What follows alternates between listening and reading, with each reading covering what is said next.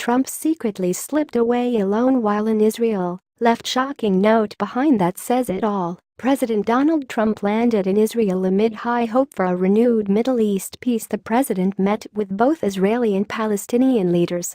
This trip marked the first time in history a president of the United States picks Israel as his first trip abroad after being inaugurated into office. During the trip, the president made a stop at the holiest site in Jerusalem, the capital of Israel. He stopped at the Western Wall. While there he briefly snuck away to say a prayer and wrote a note of his own for the wall, as is customary to do when you visit the holiest of places. Because nothing can ever stay sacred, we later learned what he had written on that note he left behind, and it's wonderful. Haaretz reported more on the note that President Donald Trump left for the Western Wall. Republican presidential candidate Donald Trump wrote a note to be placed in the Western Wall. According to Israeli news site Ynet, Trump wrote the note following a conversation with his daughter, Ivanka Trump, who is Jewish.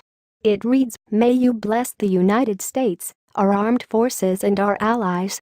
May your guiding hand protect and strengthen our great nation."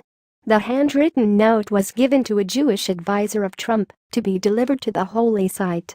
Trump's staff photographed the note and sent it to the Israeli Hebrew-language daily newspaper Yedioth Ahronoth.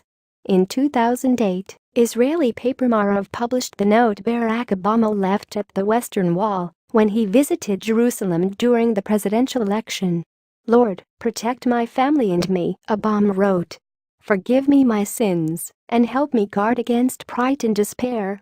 Give me the wisdom to do what is right and just, and make me an instrument of your will." Talks about the differences in letters between President Trump and former President Obama likely took place on social media.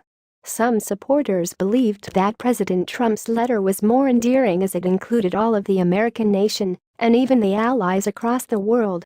It was a very short but sweet letter that tried to include as many people as possible rather than focusing on oneself.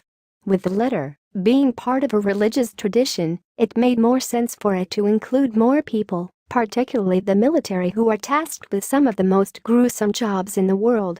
Trump's supporters seemed to appreciate the letter, and many spoke very highly of his inclusiveness for all Americans. His short letter spoke volumes and said it all about his character and how much he seems to appreciate his position of power. President Trump has indeed been the best U.S. president to Israel who has ever sat in the Oval Office. It's a blessing to know we finally have a president who keeps his promise and who actually, although even most Israelis thought otherwise, he had the U.S. Embassy moved to Jerusalem, which has been forever and will always be the capital of the Jewish state of Israel. My only question is, what took the U.S. so long? Since Bill Clinton, every U.S. president has promised to follow through with this, and none ever did. Not even George W. Bush, who was also a great friend to Israel. In a way, it's sad to see that presidents from both parties didn't have the guts to do what was right, so an outsider like Donald Trump had to make move. And because of this, as stated in the Bible, God will bless both President Donald Trump and the United States of America. Although I bet a lot of Trump supporters wanted to see something like this, a joke